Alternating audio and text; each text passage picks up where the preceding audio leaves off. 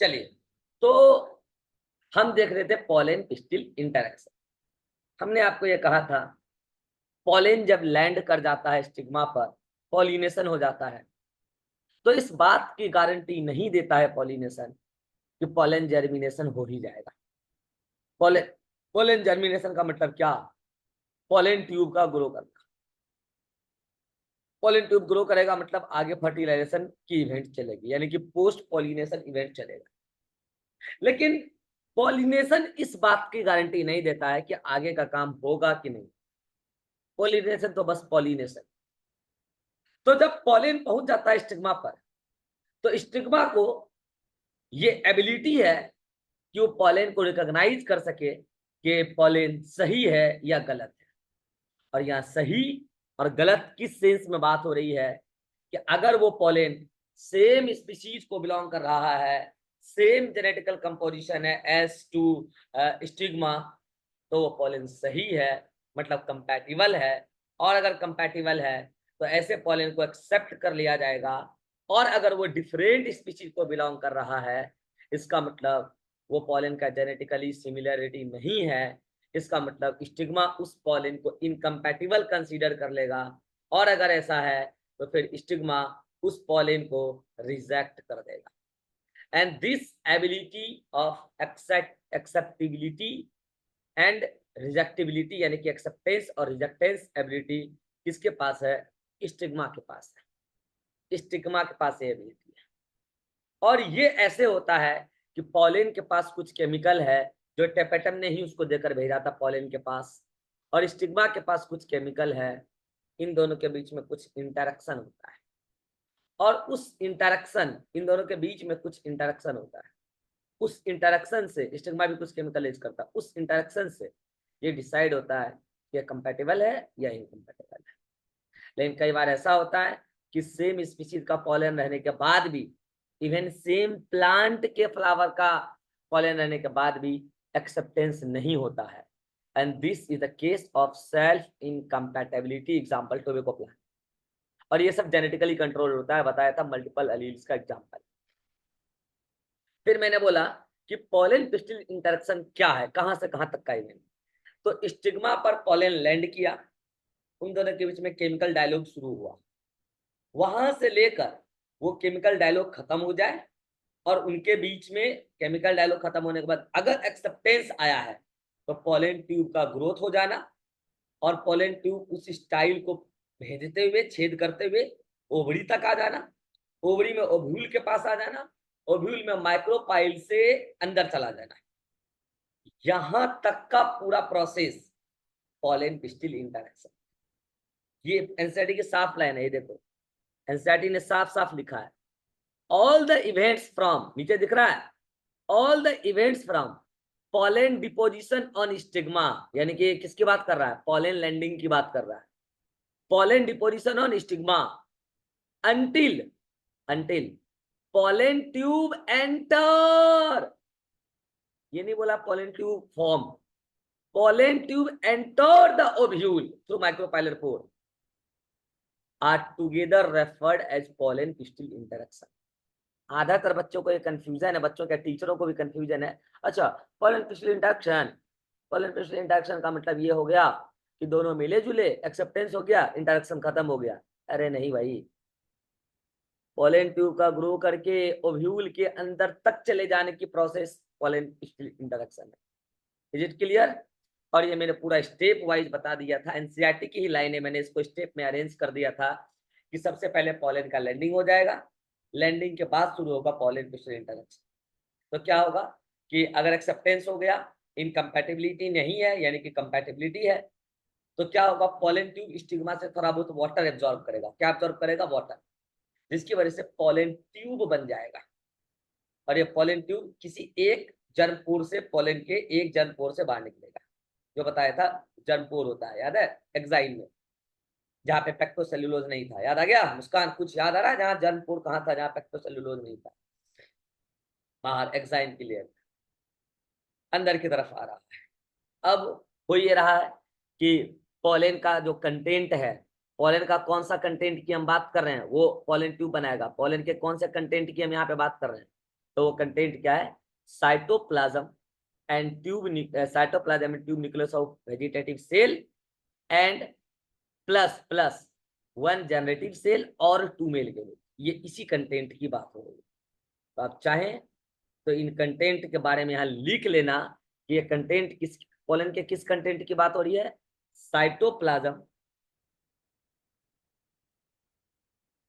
Cytoplasm of tube nucleus and generative cell.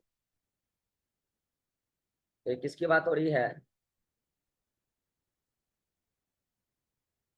Cytoplasm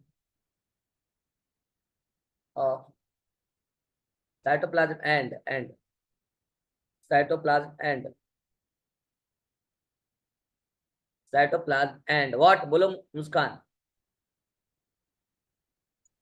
Tube nucleus of vegetative cell and one generative cell. Tube nucleus of vegetative cell. और क्या है साथ में, बोलो Shubham. Plus generative cell या male gamete. तो plus one generative cell, ऐसे बोलो, वन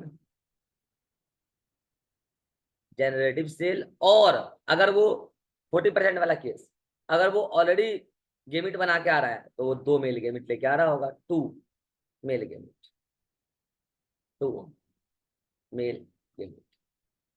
और ये पॉलन ट्यूब के फॉर्म में ये कंटेंट आ जाता है किधर, स्टिग्मा की तरफ, सॉरी स्टाइल की तरफ। अब वो स्टाइल में पेनिट्रेट करता हुआ, एंजाइम है ही उसके पास, पेनिट्रेट करता हुआ अब आगे की तरफ आएगा, by penetrating and dissolving tissue of stigma and style by the help of enzyme. लो और लिख देता हूं, by help of enzyme, by help of enzyme of pollen. उसी के पास एंजाइम है, एंजाइम ऑफ पॉलेन। बात हो चुकी थी ये सब हमारी पहले। तो कुछ प्लांट में ऑलरेडी 2 सेल स्टेज में आ रहा है तो आगे आगे 2 मेल गेमिट चल रहा है। अगर 3 सेल स्टेज में पॉलेन आया है और अगर 2 सेल स्टेज में आया है तो एक वेजिटेटिव सेल है, एक जनरेटिव सेल है। और अगर 3 सेल स्टेज में आया है तो वो 3 सेल स्टेज में जिसमें 2 मेल गेमिट है और एक वेजिटेटिव सेल है। और आगे आगे कौन चल रहा है, या तो जनरेटिव सेल जो एक है या फिर 2 मेल गेमिट, और पीछे पीछे कौन चल रहा है, न्यूक्लियस यानी कि tube nucleus of vegetative cell. यही सही इंफॉर्मेशन है, पीछे जो दिया हूं उसको आप सही कर लेना, बाकी मैं अभी सही करा दूंगा। फिर पॉलन ट्यूब कहां पहुंचेगा, ओवरी में। अब रुको, पॉलन ट्यूब जब ओवरी में पहुंच गया, देखो इधर इधर देखो, इधर देखो, ये भी पॉलन ट्यूब आ रहा है। पॉलन ट्यूब जब ओवरी में पहुंच गया तब उसको कौन मिलेगा, ओव्यूल। ओव्यूल को ही क्या बोला था, मेगा एस्पोरेंजिया, या उसी को क्या बोला था, एम्ब्रायो सैक। अब देखो बहुत सारी संभावनाएं हैं। मैंने क्या बोला था कि ये वाला पूरा पार्ट, ये जो स्टिग्मा है, ये स्टिग्मा क्या था, दुल्हन का घर नहीं, ये चौक था। याद करो, बताया स्टिग्मा क्या था, चौक, उसके मोहल्ले का चौक। चौक पे बारात आ गई, कौन, पॉलेन। अब वो कहाँ जाएगी, चौक पर से रास्ते को होते हुए पहले उसके मोहल्ले में जाएंगे। मोहल्ला कौन है, ओबड़ी। तो रास्ता कौन है, उसके चौक से उस दुल्हन के मोहल्ला का रास्ता कौन है, बोलो मुस्कान, रास्ता कौन था, रास्ता कौन था, स्टाइल। तो अब उस रास्ता से पहुंच गए मोहल्ले में, ओबड़ी में। अब मोहल्ले में पहुंच गए तो दुल्हन का घर कौन है, उस मोहल्ले में तो बहुत सारे घर हैं, दुल्हन के घर पहुंचना है। तो घर कौन है, घर कौन है, यहाँ पे घर कौन है उसका, दुल्हन का, ओबड़ी मोहल्ला है, घर कौन है, ओब्यूल। अब उस ओब्यूल में, वो ओब्यूल है, उस ओब्यूल में दुल्हन किस कमरे में है, तो वो है एग एपरेटस में। और मतलब कमरा क्या, स्टेज बोल लो, एग एपरेटस। और उसके दोनों बगल एक एक बहन है उसकी, यानी कि उस बारात में जो जीजा जी आने वाले हैं उसकी 2-2 साल। अब ये जो बारात आ रही है, आ रही है, आ रही है, रास्ते से मोहल्ले में एंटर कर गया, तो उस पोलेन ट्यूब को ये कैसे पता कि ये रहा ओब्यूल और ओब्यूल का ये रहा माइक्रोपाइल। कोई उसको अट्रैक्ट करेगा, उसको कोई अट्रैक्ट करेगा तभी ये जाएगा, नहीं तो ऐसे कैसे पता? तो अभी बताऊंगा कौन अट्रैक्ट करेगा। तो ये पॉलन ट्यूब फाइनली इस ओव्यूल के अंदर चला जाएगा, और उस ओव्यूल के अंदर कैसे जाएगा? तो वो जाएगा माइक्रोपाइलर रीजन से, और उसमें हेल्प करेगा, माइक्रोपाइलर रीजन पे होता है एग अपरेटस, और एग अपरेटस में सेंटर पे एक एग सेल है और साइड में दो साली यानी कि सिनर्जिड है। सिनर्जिड में एक सिनर्जिड मरना शुरू कर देती है, और मरती हुई साली कुछ केमिकल क्रिएट करती है, सिनर्जिड कुछ केमिकल क्रिएट करती है, उसमें मेनली होता है बोरोन और कैल्शियम, और वो इस पॉलन ट्यूब को अट्रैक्ट करती है, और माइक्रोपाइलर रीजन से सिनर्जिड के थ्रू पॉलन ट्यूब एंटर करता है, और आगे आगे दो मेल गेमीट है, और या एक जनरेटिव सेल है, और अगर जनरेटिव सेल है तो डिवाइड करके दो मेल गेमीट बना लेगा इसी दौरान, और वो एक पीछे पीछे वेजिटेटिव सेल का न्यूक्लियस, यहाँ पे लो ये गलत लिखा है, ये बताओ वेजिटेटिव सेल है कि न्यूक्लियस है? न्यूक्लियस है ना, ये सेल है कि न्यूक्लियस है? आपने भी वेजिटेटिव सेल लिख लिया होगा, है? ये इसी को बोलते हैं ट्यूब न्यूक्लियस, तो ये न्यूक्लियस है ना, और ये जेनेटिव सेल है, इससे बनेगा दो मेल गेमिट, तो ये दो मेल गेमिट और पीछे ट्यूब न्यूक्लियस।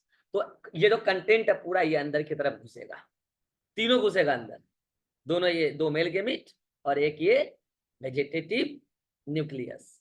बाकी अंदर घुसेगा तो फर्टिलाइजेशन वगैरह होगा, क्या कैसे होगा वो हम अभी देख लेंगे, ठीक है। चलिए, तो फाइनली फिर क्या हो जाएगा, अंदर चला जाएगा, अंदर चला गया तब जाके पॉलन और पिस्टिल का इंटरेक्शन समाप्त हुआ। ये पूरा प्रोसेस पॉलन पिस्टिल इंटरेक्शन। बोलो पॉलन पिस्टिल इंटरेक्शन में अभी कोई कंफ्यूजन है मुस्कान? हाँ सर। शुभम? No sir. ठीक है, तो ये पॉलन पिस्टिल इंटरेक्शन। अब मेरा एक सवाल है, वो सवाल हालांकि पहले भी बोल दिया, अच्छा पहले ये वाला बात देख लो, ये बात मैंने आपको पहले बोल दिया याद रखने के लिए कि स्टिग्मा क्या है, दुल्हन के मोहल्ले का चौक है, स्टाइल वो रास्ता है जिससे मोहल्ला तक पहुंचेंगे, मोहल्ला कौन है, ओवड़ी है, ओव्यूल दुल्हन का घर है, माइक्रोपाइल घर का दरवाजा है, फ्रंट दरवाजा है, एग अपरेटस दुल्हन का जहाँ पे स्टेज पर है वो एग अपरेटस है, सिनर्जिड जिस सिनर्जिड के थ्रू जीजा जी अट्रैक्ट होंगे वो मरती हुई सिनर्जिड है, यानी कि मरती हुई साली है। अब देखते हैं इस पूरी कहानी को, मेरा एक सवाल का जवाब दे दो, और सवाल ये है, सवाल क्या है, after reaching the ovary why pollen tube grow only towards the micropylar region of ovule, why not in other orientation of ovule, how this pollen growth is controlled। सवाल को समझा रहा हूं कि जब pollen tube ग्रो किया, style में आया, तो तब तक तो ज्यादा इधर उधर का फैला हुआ एरिया नहीं था, सिंपल आगे स्ट्रेट फॉरवर्ड रास्ता था, लेकिन जब वो ओवरी में आता है तो उसके पास तो मल्टीपल ऑप्शन है पॉलन ट्यूब के पास, तो पॉलन ट्यूब इधर चला जाए, इधर चला जाए, इधर आ जाए, लेकिन गौर से देखो डायग्राम में भी कि ये पॉलन ट्यूब इधर से घूमते हुए डायरेक्ट माइक्रोपाइलर रीजन के पास ही आया और सीधा एंटर कर दिया। आपको क्या लगता है, ये सब इत्तेफाक है कि पॉलन ट्यूब इधर की तरफ ही जा रहा है माइक्रोपाइलर, तो और क्यों नहीं, और किधर क्यों नहीं जा सकता है पॉलन ट्यूब, और कहीं जा सकता है ना ये? तो इसका जवाब ये है कि पॉलन ट्यूब अपनी मर्जी से नहीं आया, इसको बुलवाया गया, इसको बारात अपनी मर्जी से चला जाता है क्या कहीं? पहले डीलिंग हो चुका है ना, या अपनी मर्जी से निकल गया कहीं पे भी रैंडमली, कोई भी इंतजार कर रहा होगा, ऐसा थोड़ी है। बारात निकलने से पहले पॉलन पिस्टिल इंटरेक्शन हुआ ना, इंटरेक्शन शुरू हुआ ना, ऐसे ऐसे निकल लिए मुंह उठा के, ऐसे थोड़ी होगा। और उसके बाद जब इंटरेक्शन में डीलिंग हो गया कि एक्सेप्टेंस है, तो फिर बताओ तैयारियां धूमधाम से की जाएगी ना, फिर पूरे बारात को अट्रैक्ट किया जाएगा, स्वागत किया जाएगा, खिलाया पिलाया जाएगा, और वो काम कौन करेगी यहाँ पर? वो काम करेगी एक साली है, दो साली है, एक काम एक साली करेगी ये काम। सिनर्जीड जो है आप खुद बताइए वो कहाँ है, ओव्यूल के अंदर, और ओव्यूल में भी कहाँ है, एट द चलाजल एंड और माइक्रोपाइलर एंड, कहाँ है Muskan synergid? Micro at the micropylar end. तो वो सिनर्जीड क्या करती है, देखो यहाँ पे, ये सिनर्जीड क्या करती है, कुछ केमिकल्स क्रिएट करती है। ये सिनर्जीड क्या करती है, it secretes some chemical, secretes some chemicals. और ये केमिकल्स में ज्यादातर किताबों में लिखा है कि मेनली बोरोन और कैल्शियम है। ये क्या है? बोरोन, कैल्शियम, पहले भी बताया होगा, और आइनोसिटॉल।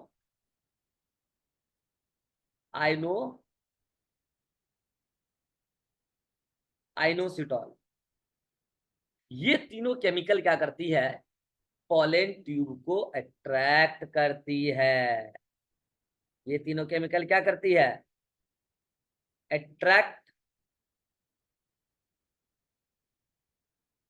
Attract pollen tube. बोलो मुस्कान, किधर की तरफ? टुवार्ड्स किधर? Microbiome. माइक्रोपाइलर एंड, किधर की तरफ? Towards micropylar end of ovule. किधर की तरफ? Towards micropylar end of ovule. सुनो इधर, क्या पॉलन ट्यूब का ग्रोथ हो रहा है under the guidance of chemical? Yes और नो? क्या पॉलन ट्यूब का ग्रोथ हो रहा है? ये पूरा क्या है? Growth of pollen tube under the guidance of chemical, and this type of growth of pollen tube, it is called as basically chemotropic growth. क्या बोलेंगे इसको?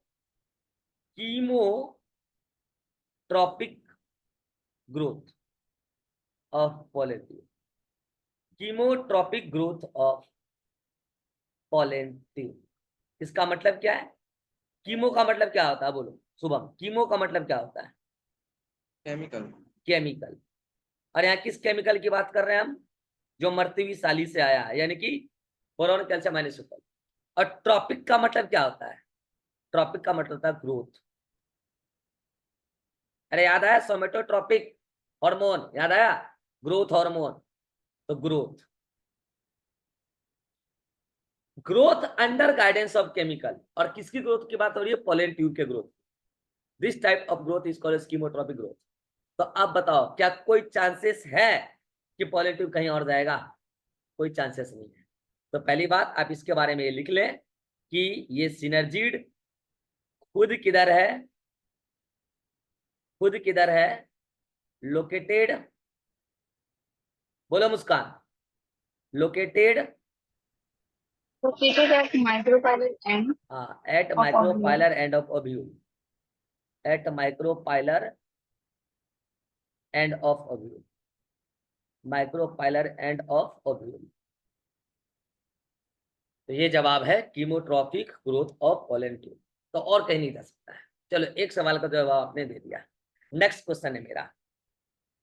क्या आपको ऐसा नहीं लगता, गौर से सुनना मैं क्या कह रहा हूं, क्या आपको ऐसा नहीं लगता, मैं जो आपको बोल रहा हूं कि पॉलन ट्यूब का कंटेंट बताओ? पॉलन ट्यूब का कंटेंट का मतलब क्या है? कि इसमें आगे आगे कौन चल रहा है? ट्यूब न्यूक्लियस, सॉरी आगे आगे जनरेटिव सेल और पीछे पीछे ट्यूब न्यूक्लियस, या तो आगे आगे दो मेल गेमिट और पीछे पीछे ट्यूब न्यूक्लियस। और मैं कह रहा हूं कि पॉलन ट्यूब आगे आगे जाता जा रहा है और ये भी आगे आगे जाता जा रहा है। आपके मन में एक सवाल आना चाहिए, सर पॉलन ट्यूब आगे जा रहा है, समझ में आ गया, क्योंकि बोरॉन, कैल्शियम और आइनोसिटॉल इसको मिल रहा है, तो पॉलन ट्यूब का कंटेंट ग्रो कर रहा है। और वो कौन है? वेजिटेटिव सेल का साइटोप्लाज्म ही आगे की तरफ ग्रो करता जा रहा है, पानी वानी पीता जा रहा है, आगे ग्रो करता जा रहा है। तो सर ये जो कंटेंट है इसका, क्या जनरेटिव सेल और ट्यूब न्यूक्लियस, ये तो पीछे की तरफ भी जा सकता है, ये क्यों आगे आ रहा है? डाउट आया मन में? ये तो बैकवर्ड भी जा सकता है ना, ये तो बैकवर्ड भी जा सकता है, ये आगे ही क्यों आ रहा है? पॉलन ट्यूब में तो ये बैकवर्ड भी जा सकता है। क्वेश्चन समझ में आया शुभम? Yes sir. मुस्कान, आपको समझ में आया? हाँ, yes sir. तो देखो, क्वेश्चन ये था कि ये मान लो क्या है आपका, ये मान लो क्या है, ये मान लो जेनेटिक सेल या दो मेल गेमिट, और ये मान लो क्या है, ये मान लो ट्यूब न्यूक्लियस है, और ये मान लो जनरेटिव सेल। चलेगा। तो ये क्या है, ट्यूब न्यूक्लियस, ट्यूब न्यूक्लियस। और विच सेल, बोलो Muskan. Vegetative vegetative cell, cell. Vegetative cell. और विच सेल, वेजिटेटिव सेल। ठीक है। और ये क्या है, ये वाला उसके आगे आगे बताओ मुस्कान। या तो दो मेल गेमिट या तो एक जेनरेटिव सेल, अलग अलग एंजियोस्पर्म में अलग अलग है ना। तो या तो इसको बोल दो कि वन जेनरेटिव सेल, और डाल के क्या लिखो, two male gamete, two male gamete. अब मैं कह रहा हूं कि पॉलन ट्यूब जब बनेगा तो ये कंटेंट आगे की ही तरफ जाएगा, ये मैं कहना चाह रहा हूं कि ये कंटेंट आगे की ही तरफ जाएगा। तो ये लो आगे क्या आ गया, लो फिर से ये क्या आ गया बताओ। एक पीछे पीछे कौन है, ट्यूब न्यूक्लियस, और आगे आगे कौन जा रहा है, या तो एक जेनेटिव सेल या तो दो मेल के। तो ये लो, ये क्या है, फिर से वही ट्यूब न्यूक्लियस, और ये क्या बोलो, या तो एक जेनेटिव सेल या तो दो मेल के। तो ट्यूब न्यूक्लियस,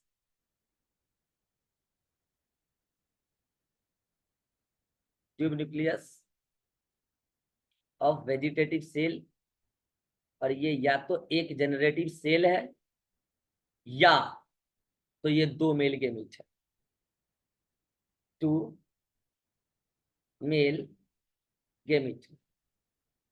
और मेरा सवाल ये है कि ये जो कंटेंट आपको दिख रहा है ये कंटेंट आगे ही जाएगा, इसके पीछे जाने का कोई सवाल नहीं। और यही मेरा क्वेश्चन है कि ये आगे ही क्यों जाएगा, ये आगे ही क्यों जाएगा। Move forward, move forward.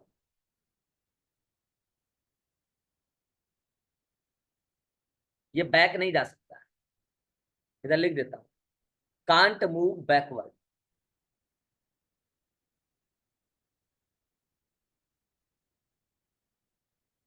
Can't move backward, पीछे नहीं जा सकता है। ये लो अभी तक तो मैंने सवाल बताया, तो अब मेरा सवाल है ऐसा क्यों नहीं हो सकता है कि बैकवर्ड क्यों नहीं जा सकता है। तो सुनो, जैसे जैसे पॉलन ट्यूब आगे बढ़ता है ना, तो पीछे की तरफ केलोस प्लग बनता जाता है। क्या बनता जाता है, केलोस प्लग पॉलन ट्यूब में। तो ये लो मैं दिखा देता हूँ केलोस प्लग। तो पीछे की तरफ देखो, अभी यहां बना था केलोस प्लग। अब जब ये आगे बढ़ जाएगा, अब यहाँ जब केलोस प्लग बन ही गया है, तो ये लो यहाँ बन गया, इससे पहले यहाँ बना होगा। तो जब यहाँ बना होगा केलोस प्लग, तब उस टाइम ये सारे स्ट्रक्चर कहाँ रहे होंगे, यहाँ रहे होंगे। फिर जब ये आगे क्रॉस करके चला गया, ये लो आगे क्रॉस करके आ गया, तब फिर यहाँ पे बन गया केलोस प्लग, तब फिर यहाँ पे बन गया केलोस प्लग। तो ये जो केलोस प्लग है, ये जो आपको केलोस प्लग दिख रहा है, फिर यहाँ पे भी बन जाएगा कल को केलोस प्लग इसके आगे जाने के बाद। तो ये जो केलोस प्लग आपको दिख रहा है, अब आपको समझ में आ गया होगा। This callose plug prevent reverse backflow of pollen content. बोलो मुस्कान, समझ में आया। This callose plug prevent prevent backflow यानी कि reverse backflow. This callose plug in pollen tube, कहां बना है, पॉलन ट्यूब में बना है, इन पॉलन ट्यूब। जैसे जैसे पॉलन ट्यूब आगे बढ़ते जाएगा, पीछे क्या बनते जाएगा, callose plug. This prevent prevent reverse reverse backflow of reverse backflow of what, pollen content. और पॉलन कंटेंट क्या होता है, बात अब आपको डिटेल में बता चुके। पॉलन कंटेंट, तो आप देख लो यहाँ पे आंसर मैंने लिख दिया है। As pollen tube grow, as pollen tube grow towards ovule, जैसे जैसे ओव्यूल की तरफ ग्रो करता है, केलोस प्लग फॉर्म बैकवर्ड, पीछे की तरफ केलोस प्लग बनता जाता है in pollen tube, inside pollen tube. Behind, किसके पीछे? वेजिटेटिव न्यूक्लियस, या उसी को क्या बोलते थे, ट्यूब न्यूक्लियस। तो उसके पीछे बनता चला जाता है केलोस प्लग। इसीलिए अब कंटेंट आगे ही जाएगा, जब वो और आगे चल जाएगा तो पीछे फिर से क्या बन जाएगा, ट्यूब न्यूक्लियस के पीछे फिर से बन जाएगा केलोस प्लग। और ये callose plug reverse back flow of pollen material को प्रिवेंट करेगा। यहां तक कोई डाउट है तो बोलो मुस्कान, यहां तक any problem? No, sir. Shubham? No sir. चलिए, तो ये था पॉलन पिस्टिल इंटरेक्शन। फर्टिलाइजेशन पे भी चलेंगे, रुको, एनसीईआरटी की एक एक लाइन को क्लियर करके आगे बढ़ना है। ना तो आप बेरोजगार हैं, और मैं तो खैर बिल्कुल ही बेरोजगार नहीं, I am very busy person. हम ये पॉलन पिस्टिल इंटरेक्शन क्यों पढ़ रहे हैं? बेरोजगार तो नहीं है, आप हो सकते हैं, मैं तो नहीं हूं। ये पॉलन पिस्टिल इंटरेक्शन पढ़ ही क्यों रहे, इसमें क्या इंटरेस्ट है भाई? और हम आप नहीं, हम आप नहीं, पूरी बोटनिस्ट कम्युनिटी पागल हुई इसके पीछे पर इसकी स्टडी करने के लिए। और तो और बता दूं, सुन लो, रिसेंट बॉटनी रिसर्च में ये पॉलन पिस्टिल इंटरेक्शन हॉट मुद्दा है। बहुत सारे लोग रिसर्च कर रहे हैं इसमें। जैसे जूलॉजी में लोग बात कैंसर के पीछे पागल है ना, तो बॉटनी में पॉलन पिस्टिल इंटरेक्शन के पीछे पागल है रिसर्च करने के लिए। क्यों? इस फील्ड में मतलब कि पॉसिबिलिटी बहुत ज्यादा है। क्या पॉसिबिलिटी है? अगर आप एक बात समझो, चलो ये सब छोड़ो, मुस्कान ये बताओ, पॉलन पिस्टिल इंटरेक्शन क्यों होता है? कि जो सही पॉलन है उसको पहचाना जा सके, इसीलिए होता है कि जो अपने स्पीशीज का है उसको अंदर आने के लिए अलाउ करो। और पता है, जब आपको ये पता चल जाए ना सही लोगों की एंट्री कैसे होती है, तो जिस लोगों की एंट्री पॉसिबल नहीं है, यानी कि इनकम्पैटिबल पॉलन, हम जुगाड़ लगा के उसकी भी एंट्री कराने का राह ढूंढ सकते हैं। और साइंस में यही होता है, साइंस यही करता है जो पॉसिबल नहीं होता है। साइंटिफिक स्टडी इसीलिए होता है, जो चीज पॉसिबल नहीं होता उसको पॉसिबल कर दिखाना।